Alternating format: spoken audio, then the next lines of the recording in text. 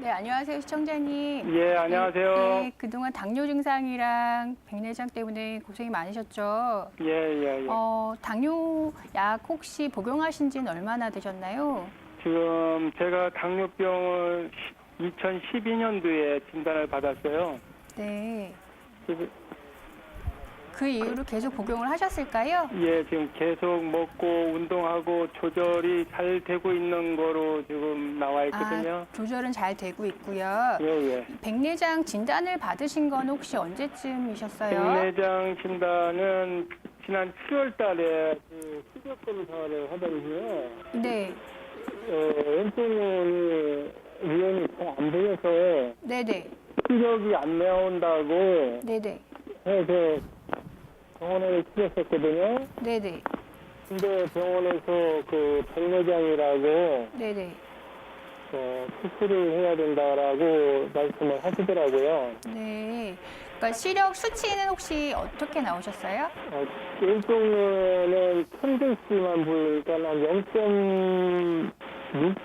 0.6 정도? 0.6 정도요. 예. 그리고 반대쪽은 괜찮으시고요.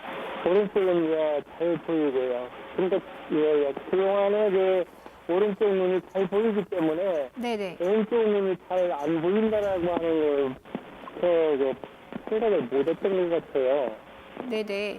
그러니까 이 백내장 증상이 또 시력이 감퇴되고 앞이 뿌옇게 보이고 또 물체가 두세 개로 보인다던가 빛이 퍼져 보인다던가 하는 증상도 있을 수 있거든요. 그래서 앞으로 그런 증상이 좀 있으실 거라서 조금 걱정스럽고요. 근데 시력이 0.5 이하일 경우에 사실은 수술의 적응증이라고 보고 그 이상이면 좀 더 지켜보는 걸로 사실은 기준을 잡고 있습니다. 그래서 혹시나 수술을 고려하시더라도 좀 더 두세 군데 상담을 더 받아보시고 하시는 게 좋겠고요. 한의학적으로는 당뇨로 인한 백내장 증상일 때는 이 간에 열이 있어서 그런 증상이 있는 것으로 보기 때문에 그 증상을 회복시키는 방법으로 치료를 할 수가 있습니다. 그래서 가까운 한의원에 꼭 가셔서 좀 더 심해지기 전에 치료 받으시는 게 좋겠습니다.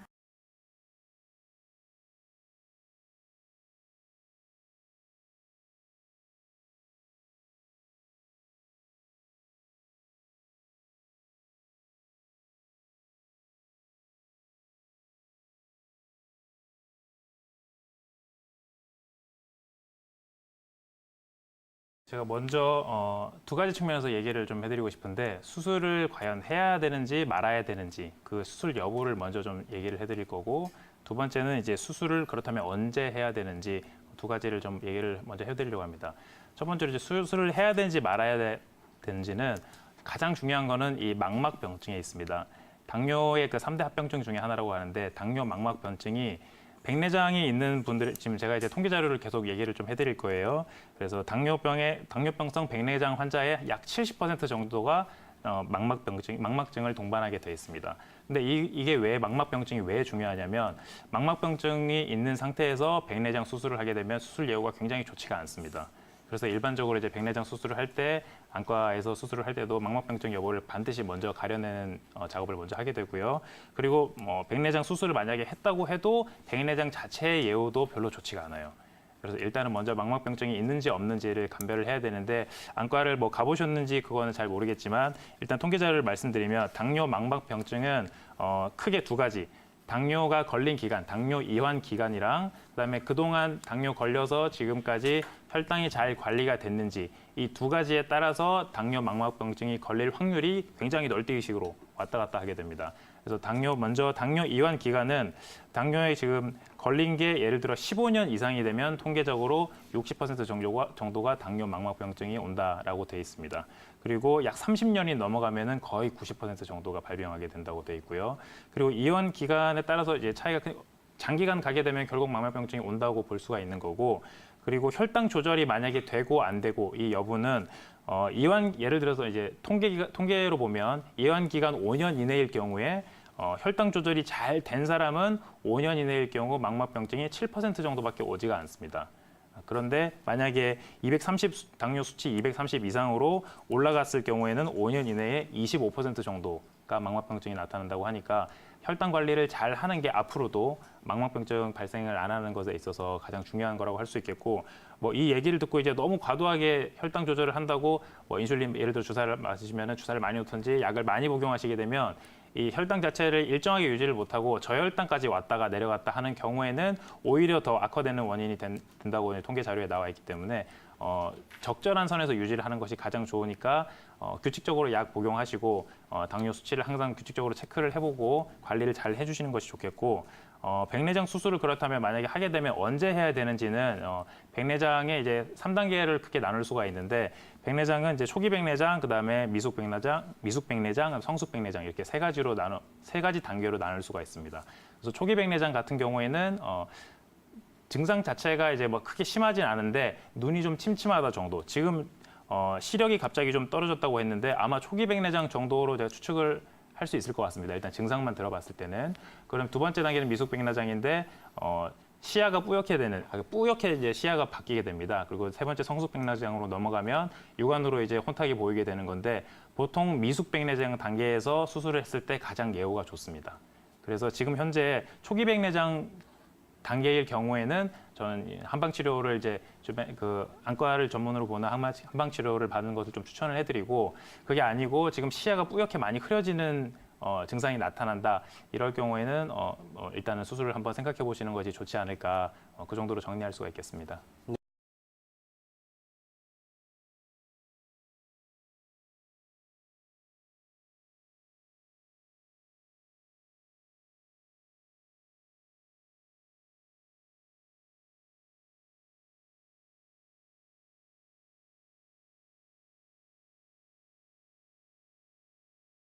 네, 치료 중에는 지금 어쨌든 눈은 그 우리 인체 중에서 모세혈관이 가장 많은 곳이에요, 시청자님. 그래서 한방적으로도 혈액의 창고라고 하는 간이 눈을 주관하거든요. 그래서 한약 치료할 때도 간을 보하는 치료를 하고, 또 간신 동원이라 그래서 신장과 간장을 보하는 치료를 하게 되는데, 이런 치료를 하는 한약 치료도 도움이 되지만 또 추나 치료가 도움이 돼요. 왜 추나 치료가 되느냐면, 경추를 교정하게 되면 경추에 따라서 추골동맥이라고 하는 것이 뇌로 혈관이 올라가거든요. 이 혈관이 흐름이 좋아지게 하려면 경추가 좋아야 되고요. 또 그리고 하나는 저평골이 있어요. 추나 두개골 천골요법도 있고, 추나에서도 이 두개골을 교정하는 치료를 하는데, 이 저평골이라고 하는 친구는 바로 이 안화신경이 나오는 그런 구멍을 같이 구조적으로 연결되어 있기 때문에 저평골 교정도 도움이 되고요. 그리고 침 치료도 많이 도움이 되는 거는 우리 임석우 원장님 말씀을 해주셨고, 그리고 또 하나는 요즘 우리 한방에서는 약침을 만들어서 사용을 하는데, 이 약침액 중에 점안액으로 해서 시력을 좀 맑게 하는 그런 치료도 하고 있습니다. 여러 가지 한방 치료가 있으니까 한의원에 오셔서 백내장 치료 잘 하시고 하셨으면 좋겠고요. 또 하나는 수술하는 시기는 뭐 아까 말씀드렸던 것처럼 당뇨가 있으시면, 망막병증이 있으시면 수술을 하고 싶어도 못 하실 거예요. 어쨌든 망막병증을 치료하시고 나서 수술을 하신 다음에도 수술 후 회복기에도 한방에서 치료를 하시는 게 가장 좋습니다.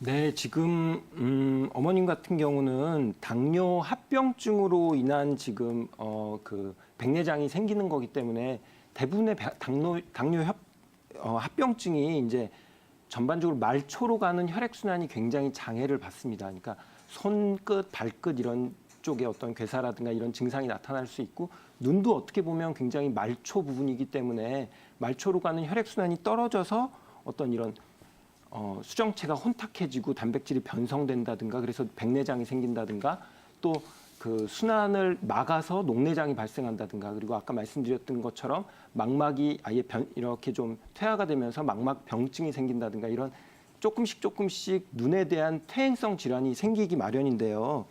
이렇게 당뇨는 근데 제가 말씀드리고 싶은 거는 당뇨는 대사질환이기 때문에 사실은 평생 관리를 좀 하셔야 됩니다. 어떤 뭐 백내장이 있다고 해서 이 원인이 어떤 다른 노화에 의한 증상도 있지만 이 당뇨병에 의한 합병증이 있기 때문에 항상 당뇨병을 항상 예방할 수 있는 그리고 혈당을 조절할 수 있는 건강한 생활 습관, 식습관이 굉장히 중요하다고 할 수 있고요. 특히나 인슐린 저항성이 보통 높은 경우가 많기 때문에 근육량을 늘리면은 인슐린 저항성이 낮아진다고 하거든요. 그러니까 뭐 식습관뿐만 아니라 운동 같은 것도 꾸준히 좀 해주시는 게 필요합니다. 그 지금 어머님이 궁금하신 건 또 한약으로 이게 백내장이 치료가 되냐, 가능하냐 이렇게 물어보셨는데 사실은 초기 백내장인 경우 이제 아주 그 눈이 좀 침침하다든가 좀 뻑뻑하다든가 그런 정도일 때는 어떤 혈액순환을 돕게 하고 이런 치료법들을 통해서 치료가 가능하지만 이렇게 아예 좀 어느 정도 진행이 된 상태로 이제 수정체가 혼탁돼지고 넘어서서 아예 단백질이 변성까지 된 상태에서는 사실은 한약으로 이게 치료가 그 원래대로 회귀되기가 참 쉽진 않고요. 그러나 그렇다고 해서 말씀드렸지만 이건 당뇨병에 의한 합병증으로 차츰차츰 백내장이 진행될 수 있기 때문에 가까운 한의원에 가셔서 뭐 침 치료라든가 한약 치료를 통해서 눈 쪽 이 눈 주변의 말초 혈액 순환을 증가시키는 치료를 하시면 굉장히 도움이 되고요. 또 한약 같은 치료를 통해서 대사 기능 자체를 원활하게 해주면은 당연히 당뇨병 합병증을 예방하는 데도 굉장히 도움이 되니까 분명히 그거는 한의원에 가셔서 도움을 받으실 수 있고요. 이렇게 제가 오늘은 그래서 당뇨병 합병증에 이제 여러 가지 말초 순환이 안 되는데 특히나 눈 건강과 아주 연관이 있는 혈자리를 몇 개 소개시켜 드릴 건데요. 눈 주변에는 이렇게 뭐 동자료라든가 찬죽이라든가 눈 주변에 몇 가지 혈자리들이 있습니다.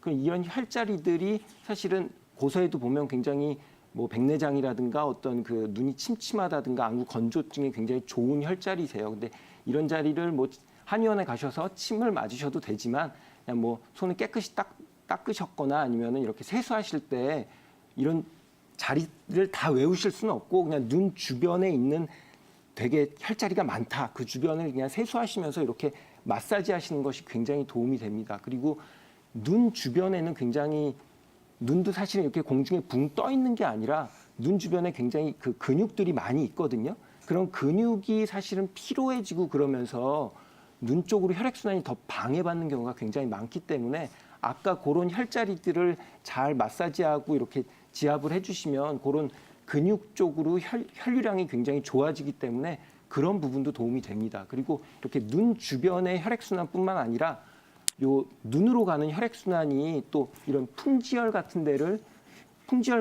좀 자극하면 눈으로 가는 혈액순환이 굉장히 좋아지기 때문에 그런 것도 전반적으로 어깨 스트레칭 같은 것도 굉장히 도움이 되니까 꼭 한번 해보시고 한의원에 가셔서 치료 받아보시기 바랄게요.